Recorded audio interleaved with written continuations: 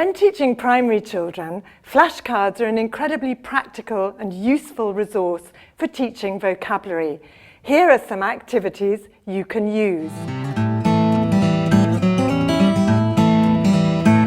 When introducing or revising a set of flashcards with the children, use the technique flash. Get the children's attention. Everyone looking this way, please. Are you ready? And then show them the flashcard very fast. Children, identify what's on the flashcard. It's an elephant. Yes, very good. Be ready to remodel or recast if they respond in their first language.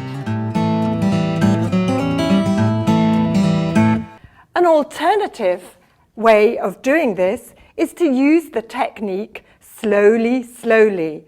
In this case, cover the flashcard that you're going to use and gradually reveal the picture. Children, identify what's on the flashcard as soon as they can recognize it. It's a giraffe. Yes, very good. Do an initial flashcard activity with the children. Stick the flashcards on the board. Get the children to repeat the words elephant, giraffe, whale, zebra, ostrich, tiger. This activity is called What's Missing.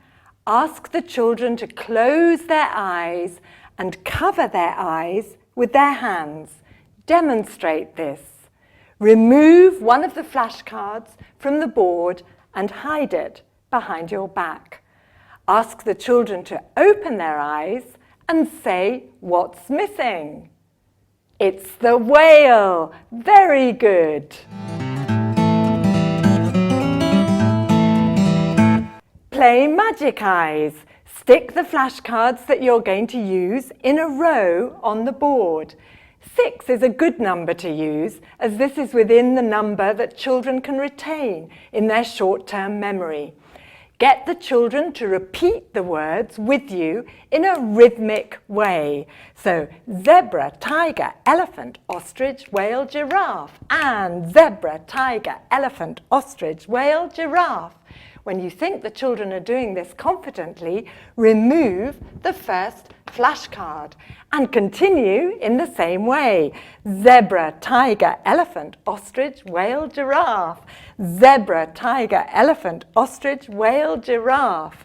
Remove the second flashcard in the same way and repeat the sequence with the children again. Can you do any more? Yes, we can. Remove the next one. Zebra, tiger, elephant, ostrich, whale, giraffe. Now, in a little simple activity like that, you're helping to train children's memory.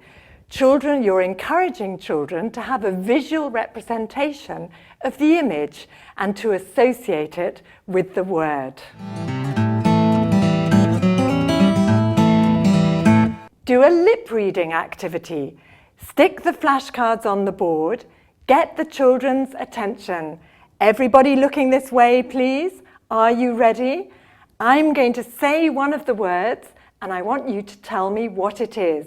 Are you ready? Elephant. Very good. With a little activity like that, you're actually giving children a strategy which is very helpful when you're learning a foreign language.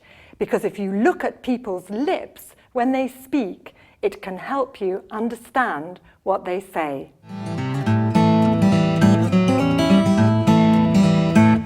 Make up little flashcard riddles using other language and vocabulary that's familiar to the children. For example, it's big and grey, it's got a trunk and a tail. What is it? The elephant. Very good. What about this one? It's got black and orange stripes. It's very fierce. What is it? The tiger. Very good. In an activity like this, you're putting the lexis the children are learning in a context of other language they already know.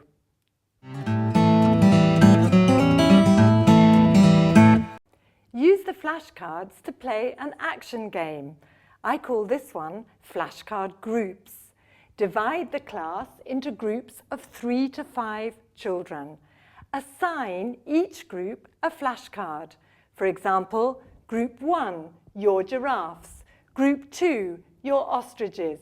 Group 3, your whales, and so on. Give the groups instructions in the following way. For example, touch your nose, tigers.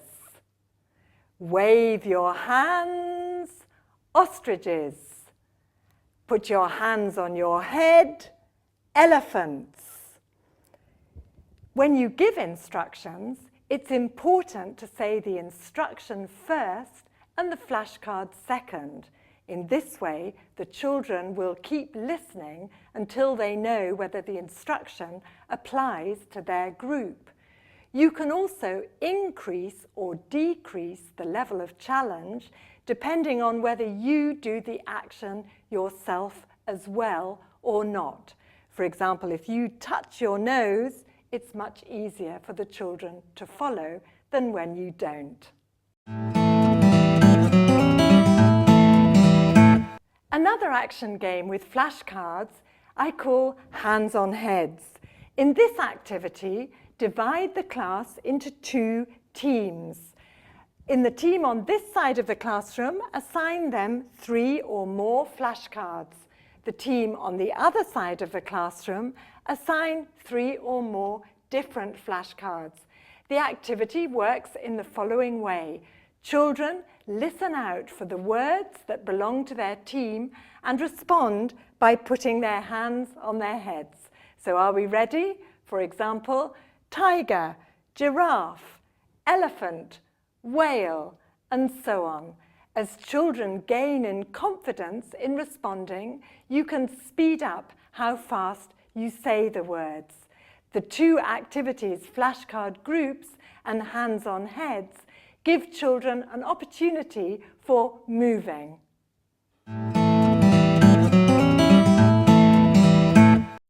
Flashcards are also useful for practicing simple interaction patterns. In this activity, called flashcard chains, ask the children to sit or stand in a circle with you. Have the flashcards you're going to use ready for the activity. Use the first one by passing it to the child on your left and asking the relevant question. For example, do you like zebras? The child responds, yes, I do, or no, I don't, and passes the flashcard to the child next to them in the circle and asks the question in the same way. When the flashcard you first introduce is about 3 children away from you, introduce the next flashcard to the child on your left in the same way. Do you like tigers? The child again responds, yes, I do, or no, I don't, and asks the child next to them, passing the flashcard round the circle in the same way. When all the flashcards you're using in the activity have gone round the circle and back to you, the activity ends. This activity provides children with multiple opportunities to practice the language they're learning.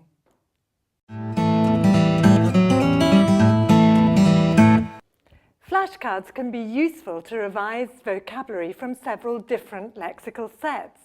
In this activity, called Kim's Game, stick 12 to 15 flashcards from different lexical sets on the board. Explain to the children that you're going to give them 1 minute to look and remember all the flashcards that are there. Make sure that the children are silent during this time and that they all have their pens down. Say, are you ready? Go when you're ready to time them. After a minute, say stop and remove the flashcards from the board. Once you've taken the flashcards off the board, Ask the children to work with a partner and write down as many of the words as they can remember. Check the answers, and if you like, children can also categorize or classify the cards. For example, these are animals, these are clothes, these are toys, these are food. It's up to you whether you choose to focus on the spelling, and if you do, as an alternative option, you may like to use word cards instead of or as well as the flashcards.